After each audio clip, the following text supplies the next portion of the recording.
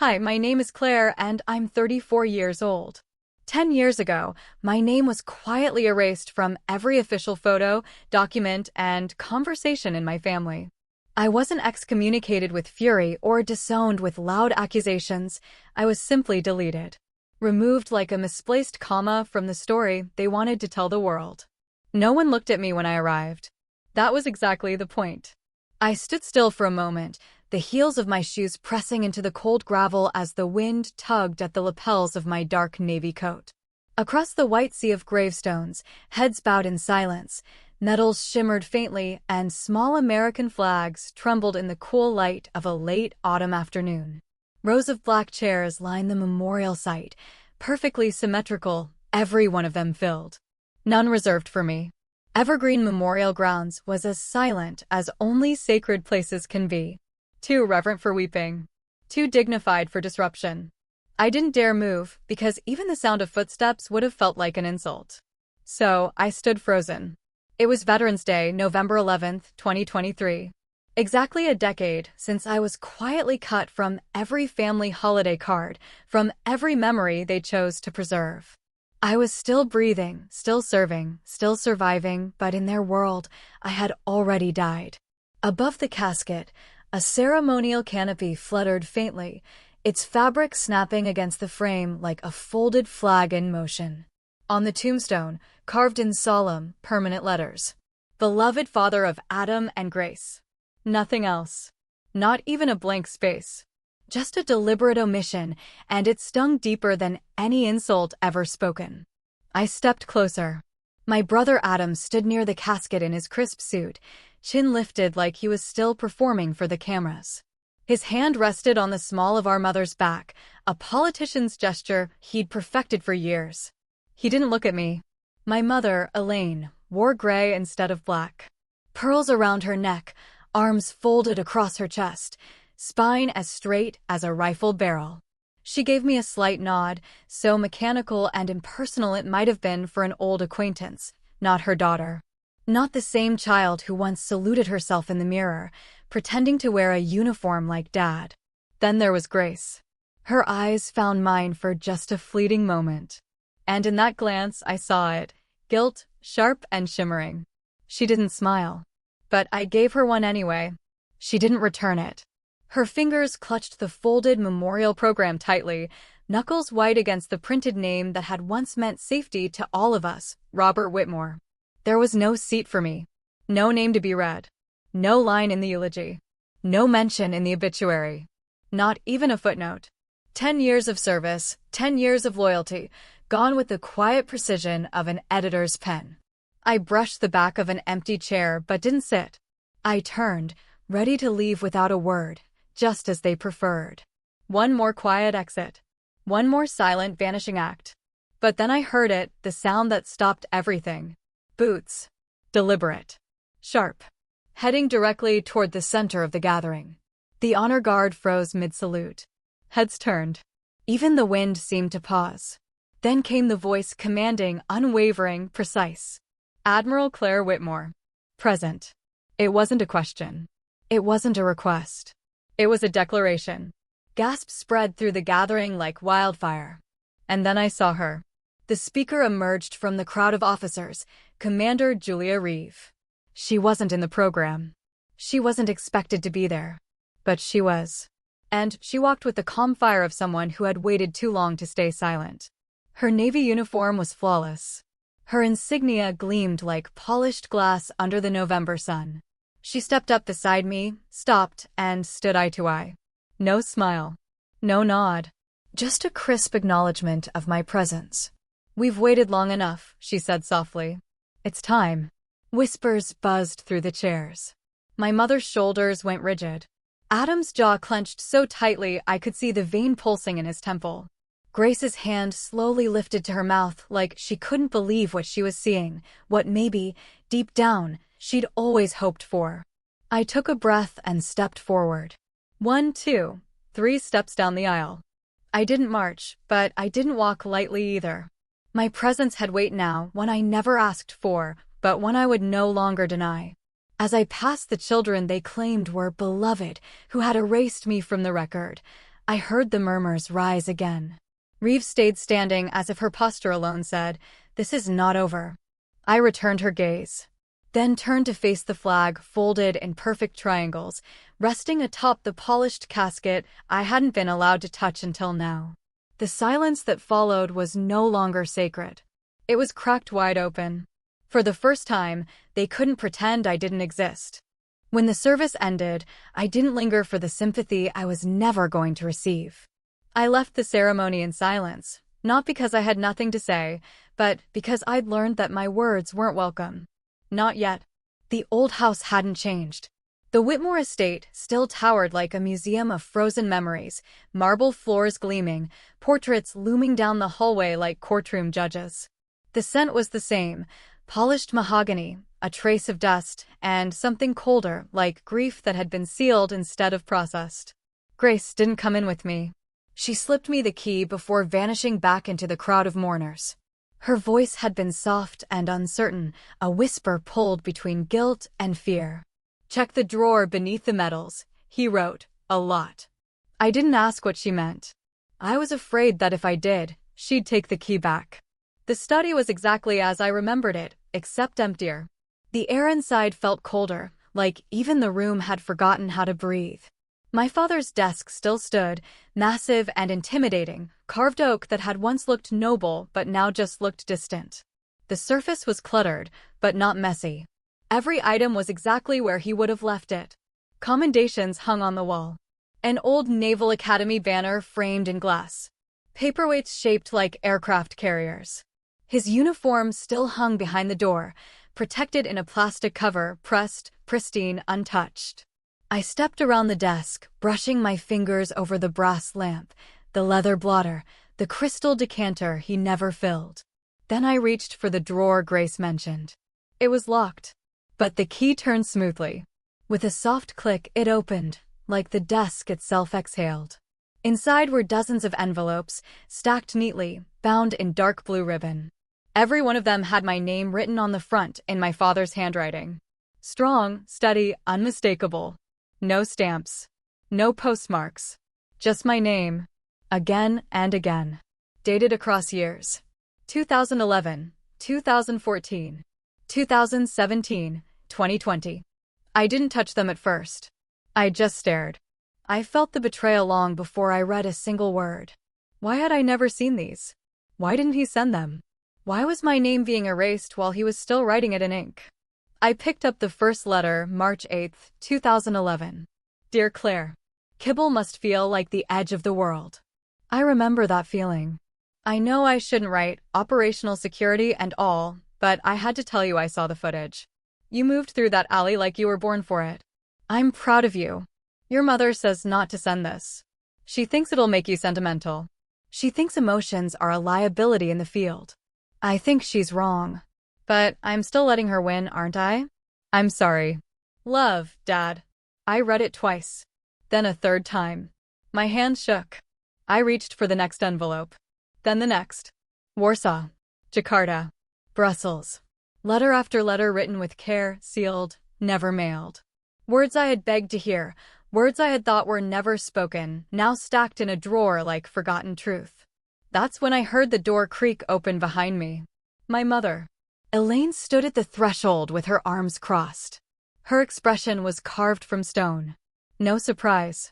No emotion. He didn't want to weaken you, she said coldly. My hands curled into fists over the drawer. He didn't want to forget me either. That's not what I meant. I looked at her. Really looked. For the first time in a decade, I didn't just see the mother who had cut me out. I saw a woman who had mistaken silence for strength, who believed suppressing emotion created warriors instead of wounds. There's a difference between strength and neglect, I said. She didn't flinch. You had your own path. You didn't need his approval. I didn't need it, I snapped, sharper than I meant. But I earned it.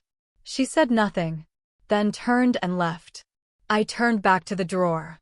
Beneath the last stack of letters was a thicker envelope, different from the rest. Government seal. Heavy parchment. I unfolded it slowly, my heart tight in my chest. Command transfer authorization. Operation Red Crest.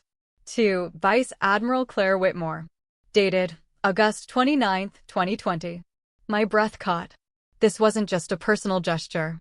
This was formal. Legal. Binding. My father hadn't just believed in me. He had designated me, in writing, as the rightful successor to lead Red Crest. My eyes scanned the bottom of the page. 2 signatures. Robert Whitmore. And beneath it, Adam Whitmore. I froze. Adam? His name was there. His signature in clean black ink. But the authorization had never been filed. No stamp. No date of processing.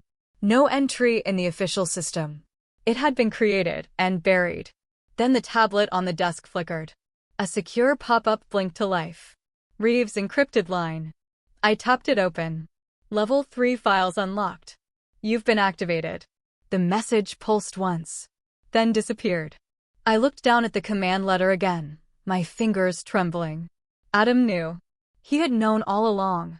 My father had chosen me, written it down. And somehow Adam had made sure it never saw daylight. This wasn't just omission. This was sabotage. I rose from the desk, still clutching the envelope, and turned toward the hallway. The family portraits watched silently from the walls. They tried to erase me from memory. But someone had just reactivated the mission they tried to bury. The lights in the Fort Ridgemont data center buzzed with that sterile, hospital-grade hum, cold, constant, mechanical. It matched the temperature in my chest. Commander Reeves stood beside me as the reinforced vault door hissed open. The biometric scanner blinked, then turned green. My iris was recognized instantly. It was the first time in 3 years. Not because I hadn't tried, but because the system had me flagged as inactive due to reassignment. Translation: erased. Reeve didn't speak. She didn't need to. The air between us was already vibrating with something heavier than static, anger maybe. Anticipation. Or both. We stepped inside. Rows of softly glowing terminals lined the chamber, each one a portal into truths too dangerous to mention outside this vault. Operation Red Crest wasn't just classified, it was buried so deep it was only a whisper among the few who knew what to fear. At the center console, a man stood tapping nervously at a touchscreen. Civilian contractor. Early 40s. Pale. Sharp suit wrinkled at the collar. The look of a man who had seen more secrets than medals. You have level 3 access, he said, eyes flicking toward me. That hasn't been granted since Admiral Whitmore passed. I didn't ask for it, I replied. But I'll use it. Reeve pointed at the screen. Start with login trails. We need to see who accessed her file. And when. He nodded and entered a string of commands. The screen lit up with lines of code, timestamps, user IDs, access logs. Names started appearing. Most were unremarkable. Until one jumped out. E. Pierce. Access date: 6 months ago. I leaned closer. Play it. The contractor hesitated. There's more. Not just access. There's voice data and internal call. He tapped another key. The room filled with a low, distorted buzz. Then came a voice. Familiar. Thin. Whispered like it was trying not to exist. She can't know. Not yet. Ethan Pierce. I stopped breathing. The voice kept going. She thinks she's been shelved. That was the point. The quieter she gets, the less they look. The less they look, the longer we have silence. Then a pause. Red Crest is still active. But not for long. The recording ended. The room fell into silence again. Morris, the contractor, looked at me like he expected an outburst. I gave him nothing. My heart had already gone quiet. Not from shock. From calculation. Reeves spoke first. That was internal routing. No external leak. I nodded slowly. Which means he was talking to someone inside. Someone with authority. Morris tapped in another command. A permissions overlay appeared. It gets worse, he said. 6 months ago, your name was re-entered into the Red Crest command log. As successor. I blinked. Then why wasn't I notified? He paled. Because 24 hours later, your name was removed again. Manual override. I didn't speak. Just stared. Override authorization. DR07X. Reeves stepped forward and read it aloud. Daniel Rodas. No. Not Daniel. Adam. My brother. My stomach turned to ice. This wasn't a mistake. This was precision. "You're not erased," Reeve said. "You were redacted." She said it like a revelation.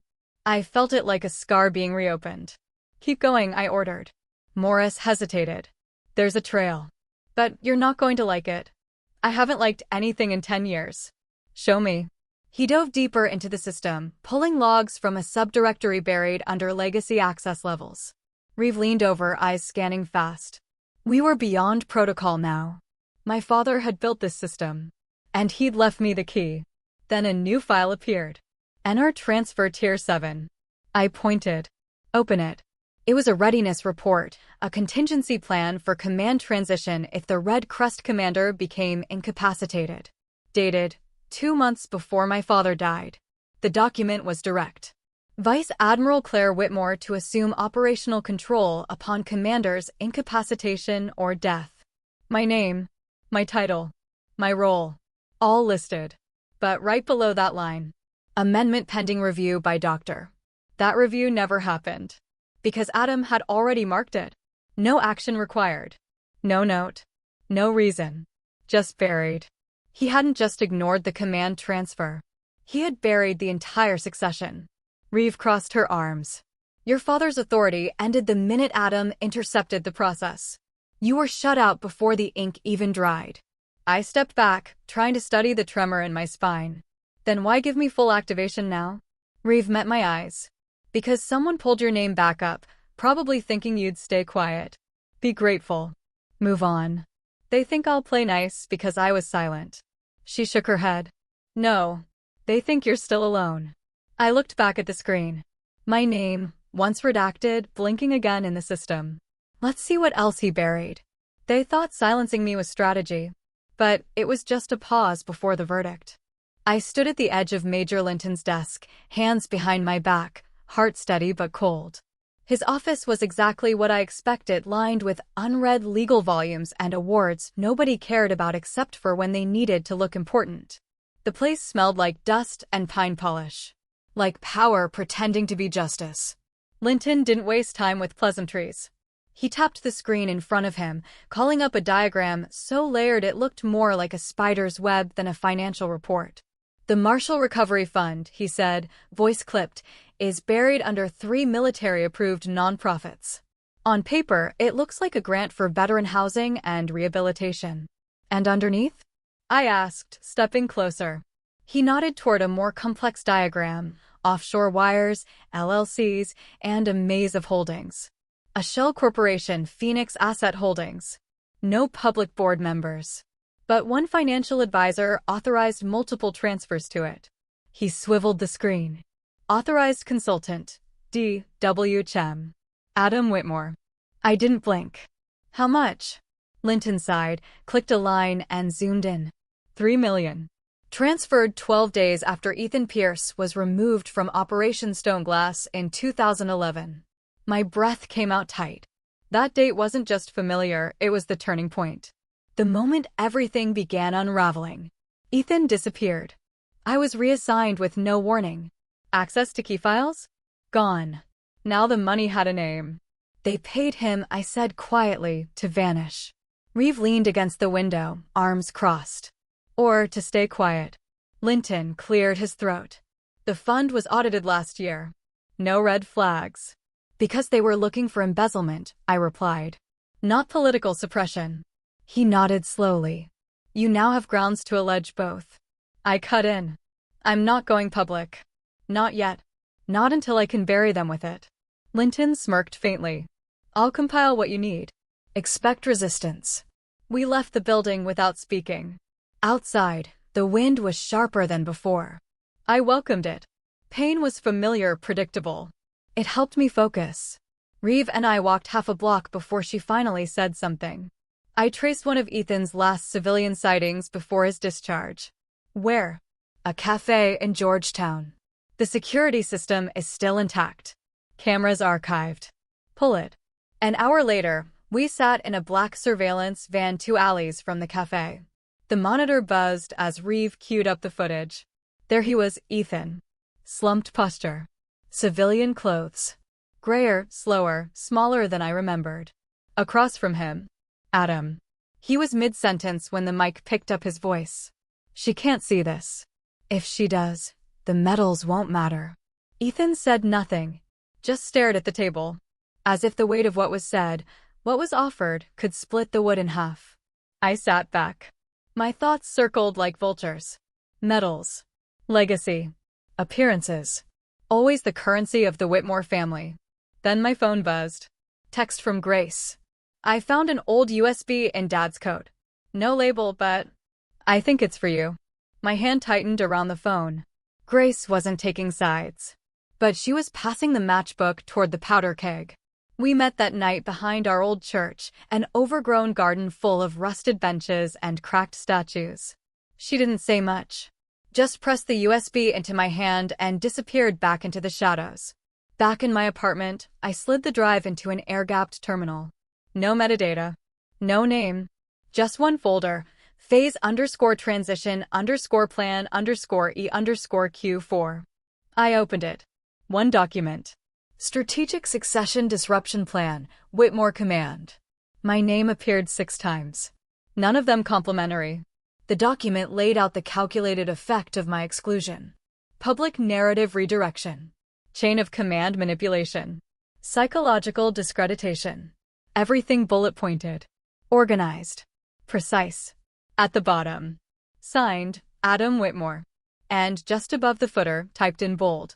Remove CW before Q4 initiation. My hands went numb. This wasn't paranoia. This wasn't insecurity. This was betrayal, documented. I sent the file to Reeve without commentary. 10 minutes later, she called. We go public, she said. Her voice like a trigger being cocked. Not yet, I replied.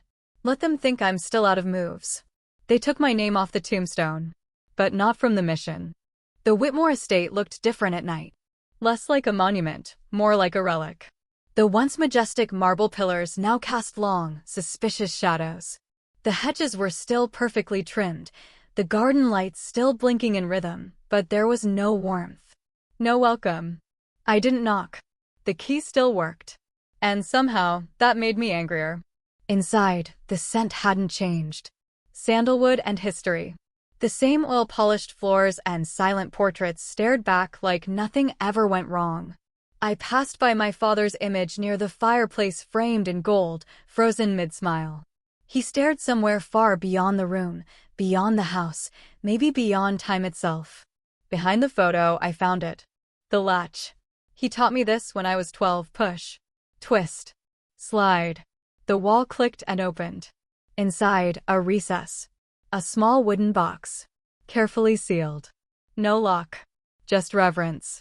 I opened it. Inside, a Navy Distinguished Service Cross. Untarnished. Unpresented. Beneath it, another folded paper. A scan of the original, official command transfer. The real one. Dated. Stamped. Signed. My name.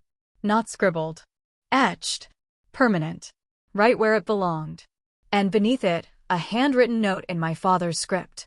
You're the only thing I was ever proud of, without needing to say it aloud. I stared at those words until the ink blurred. Behind me, footsteps. I didn't turn. I didn't have to. Her voice came cold as ever. Do you think this will fix what you ruined? My mother, Elaine said. I closed the box gently. I didn't ruin anything. I'm just cleaning what you refused to see. She stepped into view, arms folded tight. Her pearls caught the low light. You could have been anything, she said bitterly. But you chose shadows. Distance. Obscurity. No, I said, facing her squarely now. I chose duty.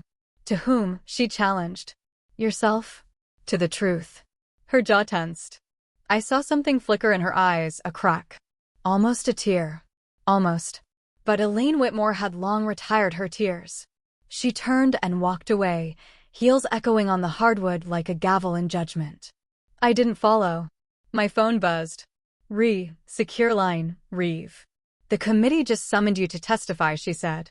This time, they can't keep your name off the record. They weren't looking for justice. They were waiting to see if I'd flinch.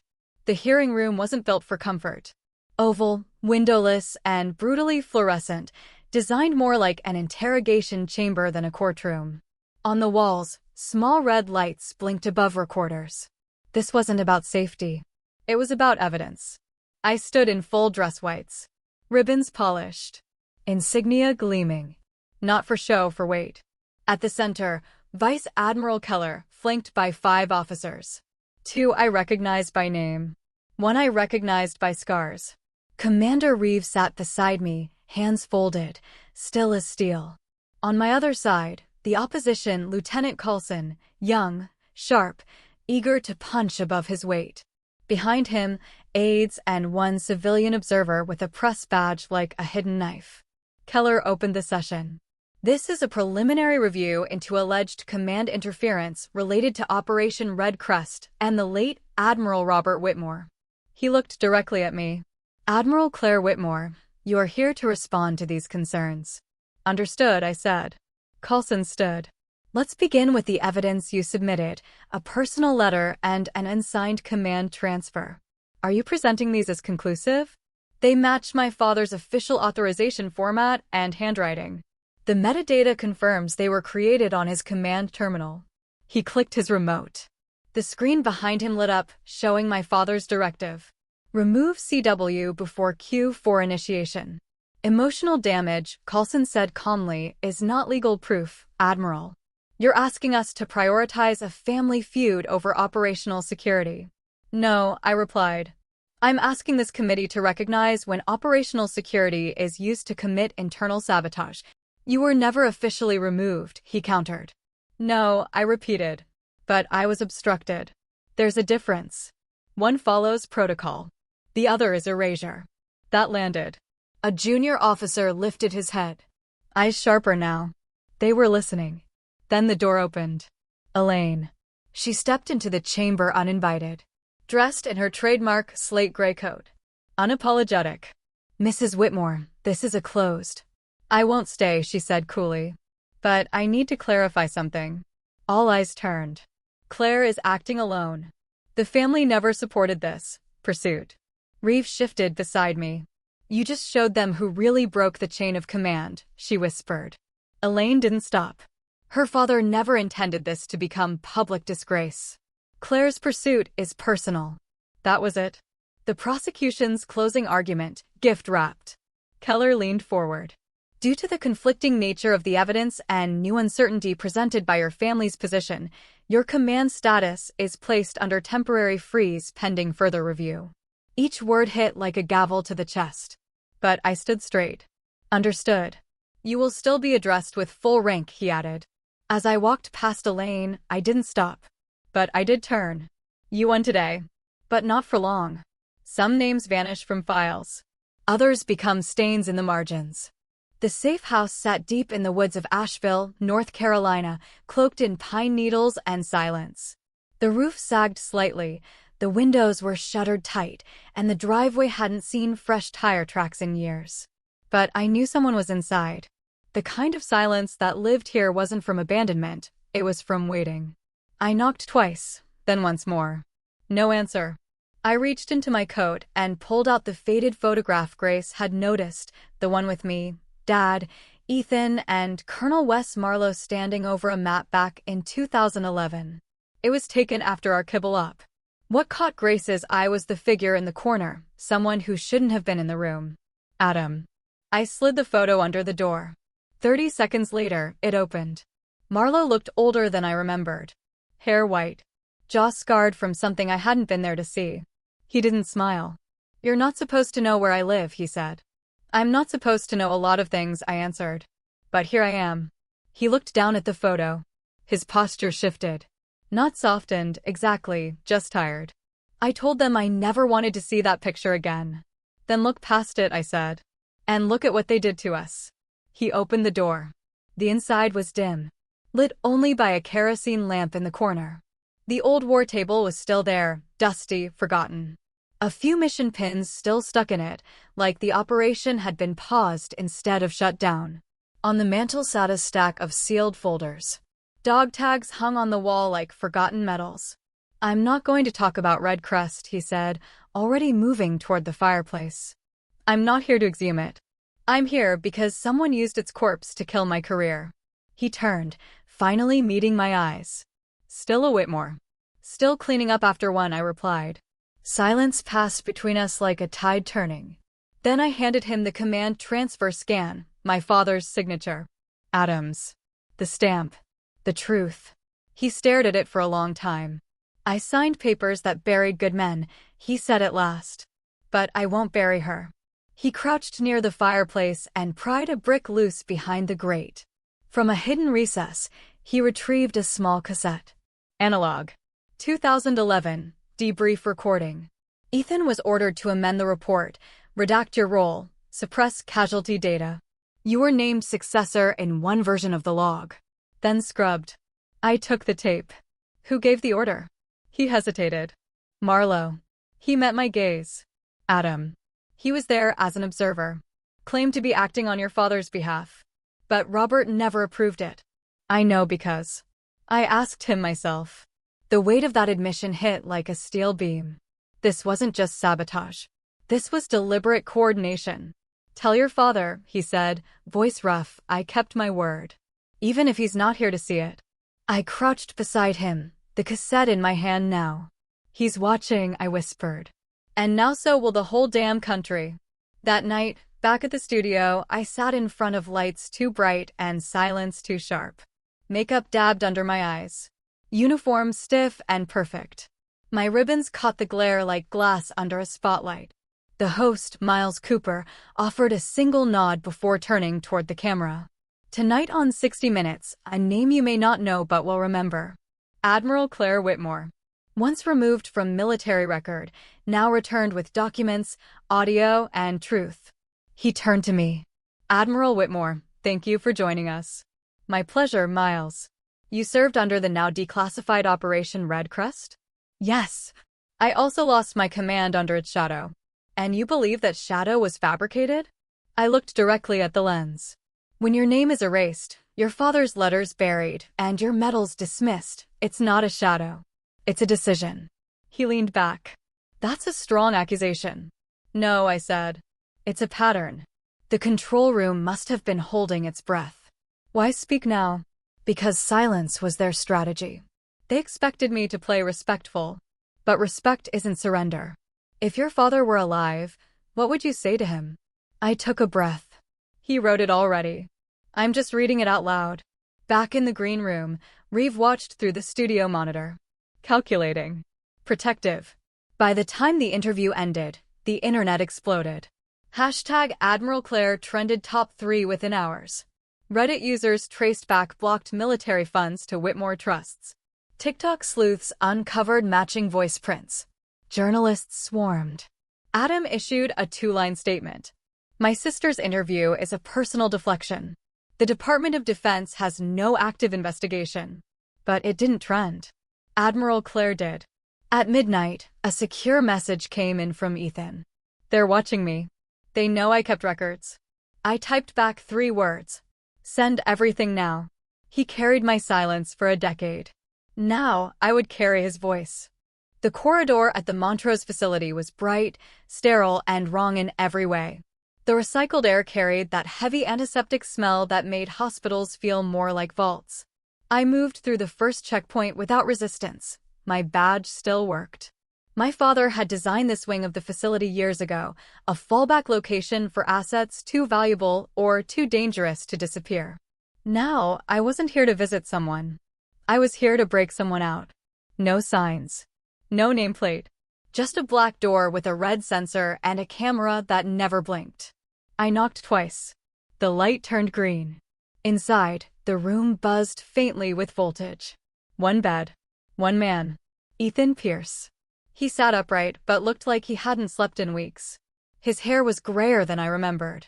His face older. He didn't move when I entered. Just stared. Didn't think you'd come. You knew I would, I replied. He coughed dry and rough. I kept it all, in case you ever came back. I sat down across from him. No guards. No cameras in this room. My father had designed it to go dark on purpose. You don't have long, I said. He gave a bitter laugh. That's the first honest thing anyone said to me in years. I pulled out the same photograph I'd shown Marlowe. Red Crest, 2011. All of us before the cracks. Before the silence. Why did you do it? I asked. He stared at the photo, then away. I thought protecting the operation meant protecting the people. I didn't know. The people were the threat. He paused, then reached under his mattress and pulled out a small, battered metal drive. Sealed. Clean. Everything's on here. Operation logs, voice memos, fund transfers, even the directive from Adam. I nodded. He wasn't always the villain. No, Ethan agreed. But he saw the game and decided to win it. I took the drive and slipped it into the inner lining of my uniform, reinforced, encrypted. We'll protect you. He looked up at me. Really looked. I won't make it to testify, he said. I know that. I'm not asking you to save me. I'm giving you the tools to finish it. Then he whispered, just above a breath. Use it fast. My earpiece crackled, Reeves' voice.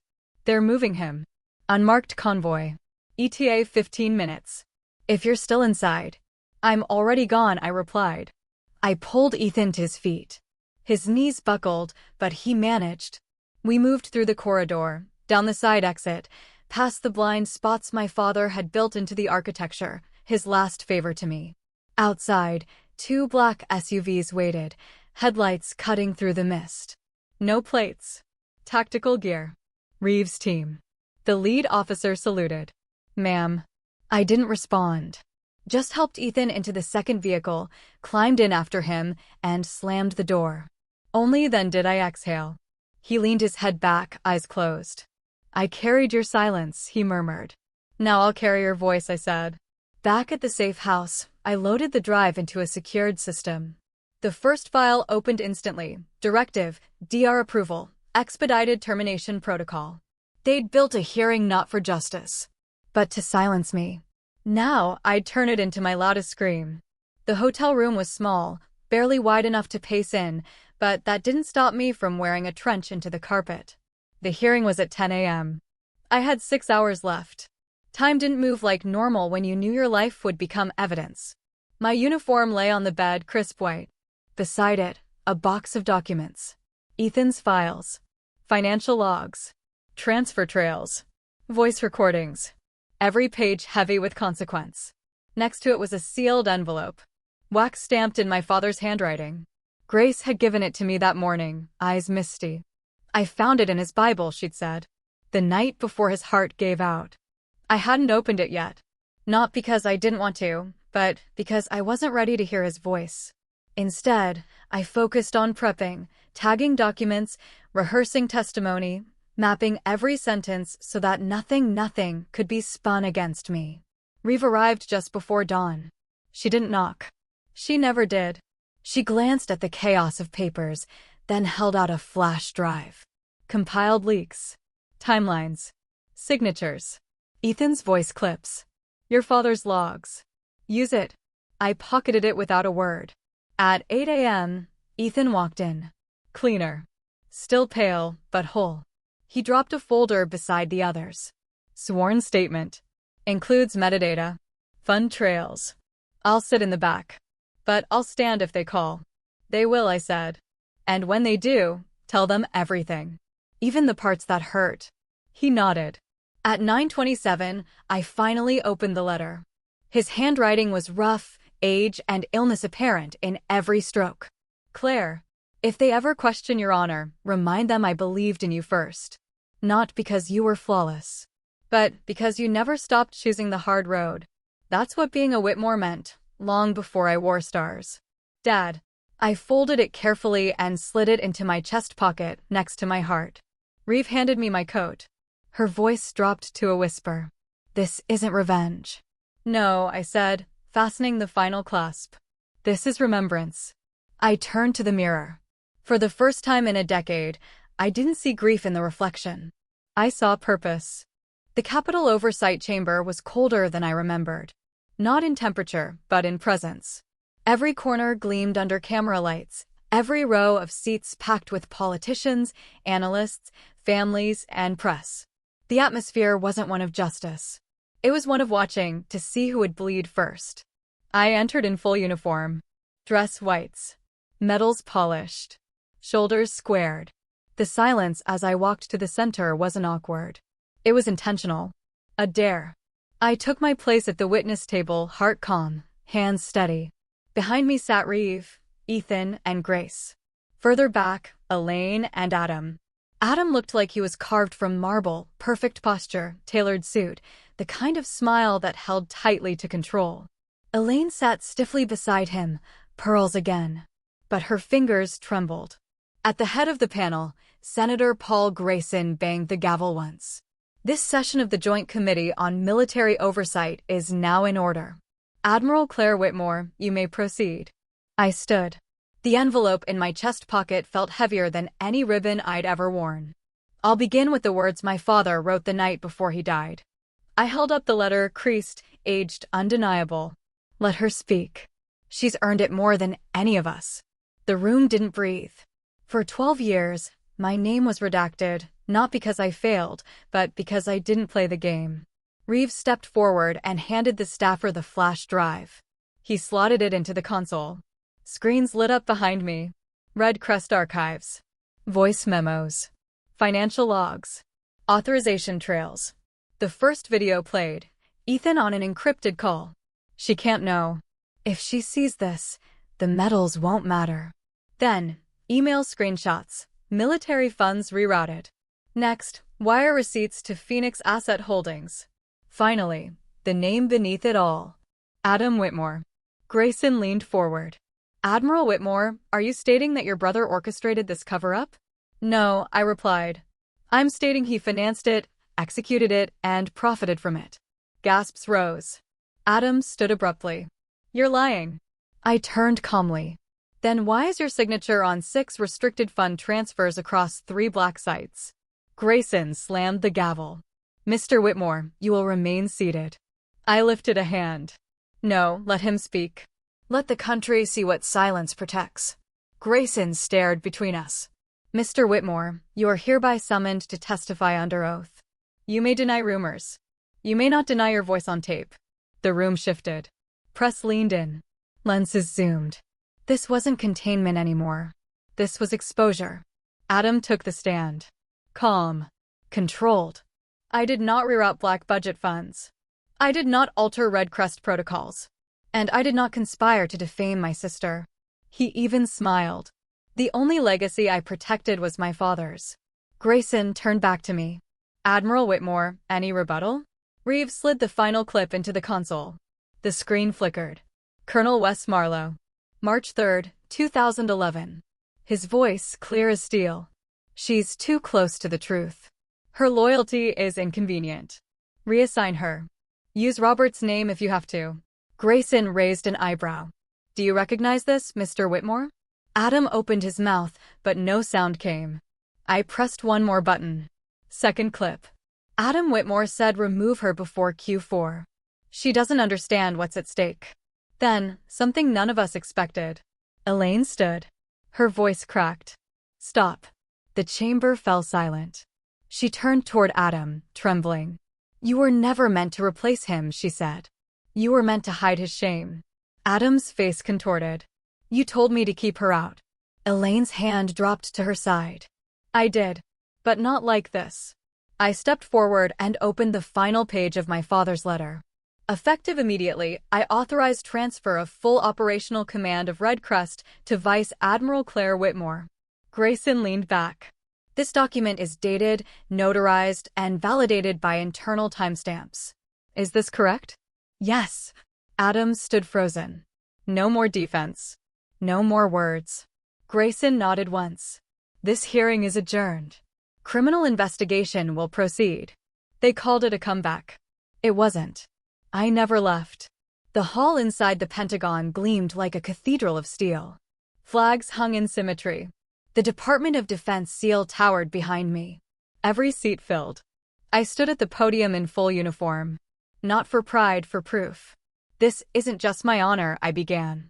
It belongs to every woman told to wait her turn. Every soldier whose truth took too long to be heard. People sat straighter. 3 words brought me here. Duty. Silence. Truth. Duty, because I was taught that loyalty matters more than credit. Silence, because they don't fire you. They pretend you never existed. And truth because it doesn't rot when buried. It roots. I pointed to the wall beside the Admiral portraits. A new frame hung there. My father. And me. Standing together. Eyes forward. Equal. The plaque read, Admiral Claire Whitmore. Daughter. Officer. Truth bearer. Justice had not come early. But it had come. Afterward, Grace joined me beneath the frame. She handed me a leather-bound journal. He wanted to give you this. He didn't know where to hang it. Inside were wartime notes, his inner battles, fears, and pride. On the first page, if she ever wonders what kind of leader she is, give her this. A week later, a letter arrived from Ethan, now posted in Sydney, Australia. You led better in silence than they ever did with microphones. I owe you more than a second chance. I owe you my voice. I folded it and slipped it into the journal. It belonged with the scars. The final surprise came quietly. A small plain box on my office desk. No return address. Inside were old photographs. Childhood. Uniform. Salutes in the yard. One photo I had never seen. Elaine holding me on the academy steps. A faint smile on her face. No note. Just the gesture. Maybe not forgiveness. But recognition. That evening, I wrote one final sentence on the whiteboard before class dismissed. History isn't written by the loudest. It's written by the last one still standing. They tried to silence me. Instead, I became the one echo they couldn't bury.